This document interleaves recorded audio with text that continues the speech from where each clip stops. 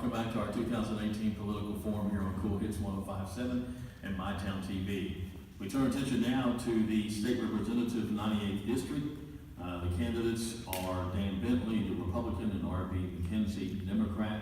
Mr. Bentley is here tonight, and good to have you with us. Thank you. We'll begin with a 2-minute opening statement.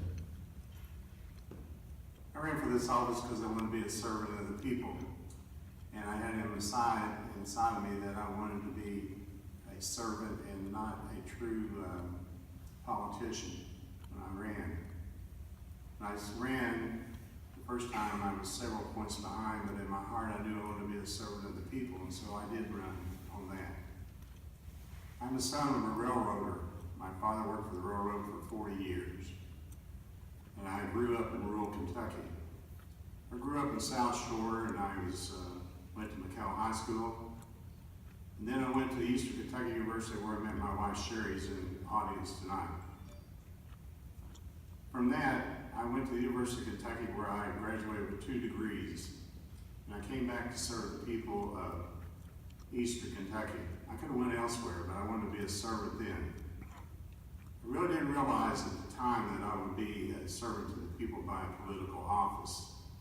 But I became also a teacher. I've been a teacher at a high university in Southern Campus in Arlington for 26 years. And now I've been endorsed by the National Rifle Association with an A rating. I've been endorsed by the Right to Life in Kentucky because I believe in pro-life. I've been endorsed by Craig Bouchard of Brady Industries, Senator Rand Paul, and Thomas Massey, Congressman Massey. I've also been endorsed by Rod Slagle, who is owner of Portable Solutions in Workman. You know, when I went to Frankfurt, at the end of the year, they asked you if you missed a vote. I didn't miss a vote. I was there 10 minutes early, and I stayed 10 minutes late for every session. And I know I've served the people well by doing that. As a representative in Frankfurt, I've written 3 bills which help with the opioid crisis. Okay, thank you. Let's pick up right there, because that's one of the big problems in Frankfurt right now that the legislature is going to have to deal with. You'll have 2 minutes to answer each of these questions. Okay. What about the opioid crisis, and what are your plans to try and get that under control? As I was saying, I wrote 3 bills that became law. 2 of them dealing with Casper, where we took the toxicology to reduce neonatal abscess syndrome babies. The third one, which I'm really proud of, is out of the box, because it's a pharmacy pilot project at the University of Kentucky College of Pharmacy on a core grant. There we take Vivitrol. So if we have people in the community that want to develop a way of getting off the drugs with wraparound services, they can go to a community pharmacy if this pilot project comes forward and has good statistics, which I think it will. And that way they can keep their lives together without having to go into a clinic or something. But they still have to have those wraparound services. So I think that bill that I wrote is a out of the box way of thinking about it. And not only that, the 2 major things that's going to be in the next session is going to be medical marijuana and sports gambling. I'm the first pharmacist to go into the legislature in 12 years. And just being able to write 3 bills that became law proves my credibility. When we get to medical marijuana, we're going to have to realize that it has to be proved for safety and efficacy to protect the people of Kentucky. Our Constitution, in Section 1, Part 3, asks for not only the right, the ability to pursue the happiness, but it also has the word safety, where the federal Constitution doesn't have that. So I've already introduced a resolution, already pre-filed, for asking for safety and efficacy on medical marijuana. We have to protect the people of the Commonwealth. And by me being a pharmacist, I think that will be very valuable. Another issue that is Frankfurt has to deal with, and some people say haven't dealt with for many, many years, but instead kicked it down the road, is the pension problem. And that is huge. Your thoughts on that? What's the legislature going to have to do? Well, 151, we passed a pension reform bill and we funded it fully. The retirees and the teachers had their pension. The process by which it went about, I didn't really agree, but that process has been there since 1955. 2015, 2016, both years there were bills passed, the heroin bill, for example. And those processes have been there, and I wasn't there 2 years ago, and I wasn't there 10 years ago, but I went there to solve that problem, and it was put to me as a yes or up down vote. So the pension problem, we were ready to fund it, and we did fund it. And I have the numbers here in front of me. We funded with $553 million, $500 million each. So we've done that. So the answer to that is we provided for that pension. However, it was struck down, That's correct. and now you're going to have to do something again, so what's the legislature planning on doing this time? Well, we will have to fund it again. If not, then the state of Kentucky can go bankrupt, but we won't have any credit. So that means we have to pay more for the money we use to keep buildings like this going. So we've got to save the problem. We've got to pay our bills. Is it your plan and the plan of those in Frankfurt to try to fund it the very same way, without maybe the way it was done, or is there a different solution? You talking about funding of it? Well, I'm talking about getting it passed and the court not striking it Well, see, down. we ran out of time. That's the reason we had to do it the way we did. But if it comes about, I'm sure it'd be straightforward and be up there. The Tax Reform Act, which you're talking about funding, you had to solve the pension, and then you had to go to the tax reform. A lot of people have said that well, let's put it this way. The tax reform is a 5% tax straight across the board. So people from 8,000 to 75,000 was 5.8%, but now it's 5%. So the average working class are going to get a refund, the middle class. And above that, it'll be 5% also, which means those people in business can put more money into their business and develop more businesses. We're trying to go to a zero income tax in 5 years or so. And we put more tax on services like Texas and Tennessee. And another interesting thing was that on charter schools, charter schools have to be done by an authorizer, and they have to be approved by your local school board, the way we wrote that bill. There's no internet charter schools. So if a charter school would be brought up in an area, it has to be approved by your local school board. In our school district here, I represent 4 educational districts.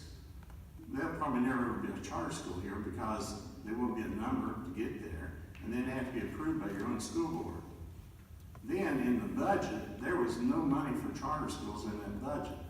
So my opponent in the paper talked about charter schools, and I wanted to answer that because there was no money in this last budget for charter schools, and they have to be approved by your local school board. Now there is an appeal to the state, but those people are voted for, are voted into that office. Let's talk about the budget. The state budget does have some problems, and the legislature has to look at trying to correct some of those problems. What do you feel are some cuts the state can make, and some other things that you think would improve the state budget overall? I want to get back to education. Okay. There was the relief that the governor put out there, but after the budget was passed, every one of the 4 school districts got more money than what the governor's relief was. Greenup and Boyd County got about $1.2 to $1.3 million.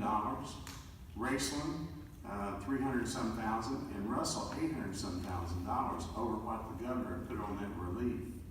So people need to look at that line by line, what happened there. And in the budget, all the money went back to the youth services, to the Friskies. The seat was increased more than it ever had been before, to $4,000, and anything left over that would go into the transportation, seat transportation. So the budget did go back to the schools, but no one ever brings it up, and they say that people like me were against public education, but we put more money back, if you look at that, into education. And not only that, my grandfather was on the school board when they built McKenzie, and And my father taught in a one-room school, and I started in a three-room school. So I know how far Kentucky's come since 1956. If it hadn't been people like my grandfather and Jesse Stewart, we wouldn't have the school systems we have in this area right now. I am a product of public education, and I came back to serve the people of Eastern Kentucky. I worked as a pharmacist for 40 years in this area and dedicated my life to them. And for people to say that I don't promote public education, that's wrong. And in my own family, I paid for 8 college degrees since I graduated from UK in 1973. So my grandfather, my father, and I used to go to a well at a 3-room schoolhouse and throw a piece of notebook paper to get a drink of water out of that well. And we had coal sheds, and we had outside privies. So I know what it is like to start in Kentucky in 1956 when we didn't have those benefits. If reelected, this will be a final question, if reelected, what do you feel is the #1 priority that you want to see happen for your district here? Well, of course, the jobs, and I'm excited about Brady. Those type of people we don't get every day. They've already bought houses here, and they're working their rear ends off every day for Brady, you know. And when that happens, it's going to be like going to Georgetown. You go down to Georgetown, go to gate number 2 and take a tour of that plant. You're going to see what we're going to have here. So, you know, I'm really excited about that. Other priorities, I'm the co-chairman of the Diabetes Task Force in the House with Dr. Alvarado's in the Senate. We're working on issues in Eastern Kentucky: obesity, smoking, not enough exercise. Because obesity in Eastern Kentucky with diabetes is killing our people. The price of insulin is out of sight, so we got this task force trying to find out when the price of insulin is getting out of sight. So when I go back to Frankfort, when I get elected, those are my priorities for the people of Eastern Kentucky. The cancer rate in Eastern Kentucky is higher than normal. And so, you know, like down in Boone County, they have resources, just like on drugs, and they can send a policeman with a social worker, with a nurse, out to people after they've been to the emergency room that weekend and reduce the addiction. We need to work on addiction between the first time that people think about it and in between when they go to the emergency room. Go in there and work in that in-between spot and reduce that. You know, that's where it is. 1/3 of Americans have different receptor sites in the front part of their brain called DRD2, A1 sites. And when they don't have these sites, they're more apt to be addicted. So my expertise is needed in Frankfurt so we can fight this addiction, you know. And I think I've proven that. There's few representatives have 3 bills become law against the opioid crisis. And so I think I'm a benefit to this area, to Eastern Kentucky. Thank you. Thank you very much for answering questions, and we'll give you 2 minutes for a closing statement. Well, I think I've already done it. And my heart's in Eastern Kentucky, and I believe in the people of Eastern Kentucky, and I just want to help them. I've been here all my life, and that's all I've ever done. I've tried to educate people about their drugs, their lifestyles. You know, when I had my own personal pharmacy with diabetes, people would come in, they'd go out the door and they'd go buy Bentley and a candy bar, a Pepsi. But we have to change that mood, just like on addiction, just like we've done with seatbelts, just like we've done with drunk driving, just like we've done with smoking. We got to change people's culture here. That when we get jobs in here, that's the first thing. Then we'll reduce the drug addiction problem. And then, of course, but that's all I've ever done my whole life. So my closing statement is, I'll dedicate the rest of my life to Eastern Kentucky like that. Thank you. That's all I can say. Dan Bentley, Republican candidate and state representative from 98th District. Thank you very much.